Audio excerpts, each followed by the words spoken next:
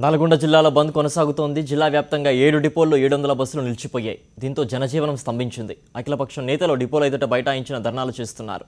నల్గొండ జిల్లాలో బంద్కు సంబంధించి మరింత సమాచారం మా కరెస్పాండెంట్ రమేష్ అందిస్తారు.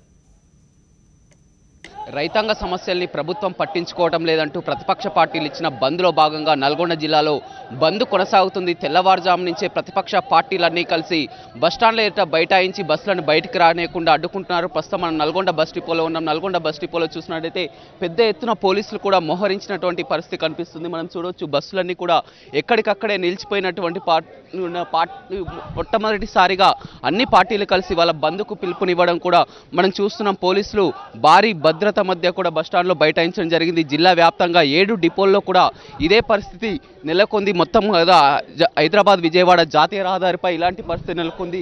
మొట్టమొదటిసారిగా అన్ని పార్టీలు మనం చూసినట్లయితే కాంగ్రెస్, టీడీపీ, అదేవిధంగా వామపక్ష పార్టీలు అన్నీ కూడా దీనికి మద్దతు పలకడంతో కూడా బంద్ ఉత్తంగా కొనసాగుతుందని చెప్పవచ్చు. ఎక్కడెక్కడ కూడా బస్సులు రానివ్వకుండా బస్టాండ్ల ఎదుటనే బైఠాయించి అడ్డుకోవడం జరుగుతుంది. రైతాంగ సమస్యలను ప్రభుత్వం పూర్తిగా విస్మరించింది. అదేవిధంగా ప్రతిపక్షాల గొంతు నొక్కుతూ కూడా ఇవాళ వారిని అసెంబ్లీ కూడా సస్పెండ్ చేయడం పట్ల కూడా తీవ్ర విమర్శలు నిలవెత్తున్నాయి. అన్ని పార్టీలు కూడా మొత్తం మీద మనం చూడవచ్చు ఉదయం నుంచి కూడా ఇదే పరిస్థితి కనిపిస్తుంది. అన్ని బస్ డిపోల ఎదుట కూడా మిర్యాలగూడ, భువనగిరి, నల్గొండ మొత్తం 7 డిపోల్లో కూడా బస్సులను బయటకు రానియకుండా అడ్డుకుంటున్నారు. మొత్తం చూసినట్టయితే పోలీసులు కూడా భారీ భద్రతను కూడా ఎట్టి పరిస్థితిలో కూడా చేసి తీరుతామని చెప్తున్నారు. అయితే ఎట్టి పరిస్థితిలో కూడా బంద్ను విజయవంతం చేస్తామని ఎవరిని కూడా ప్రసక్తి లేదని చెప్తున్నారు. మొత్తం పూర్తిగా ఒకవైపు చూసినట్టయితే ప్రయాణికులు కూడా బస్సుల కోసం ఎదురు చూస్తున్నటువంటి పరిస్థితి. కానీ ఎట్టి పరిస్థితులు ఇవాళ బంద్ ఉందని ముందే డిక్లేర్ చేశాం. ఎట్టి పరిస్థితుల్లో కూడా బస్సులు నడవనీయబోమని చెప్తున్నారు. మనం బస్టాండ్ పరిసర ప్రాంతాల్లో చూసినట్లయితే కొంతమంది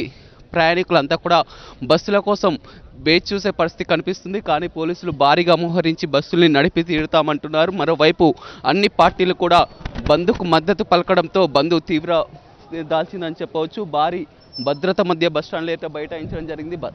బస్సులు ఎక్కడికక్కడ నిలిచిపోయాయి. మొత్తం నల్గొండ, మిర్యాలగూడ, సూర్యాపేట, భువనగిరి, దేవరకొండ అన్ని డిపోల ఏటా కూడా వామపక్ష పార్టీ కార్యకర్తలు, ఈ పక్ష పార్టీలన్నీ కూడా బంద్కు పిలుపునివ్వడంతో ఎక్కడికక్కడ కూడా బస్సులు పోలేనటువంటి పరిస్థితి కనిపిస్తుంది. పూర్తిగా నల్గొండ జిల్లా వ్యాప్తంగా ఇదే విధంగా బంద్ కొనసాగుతుంది.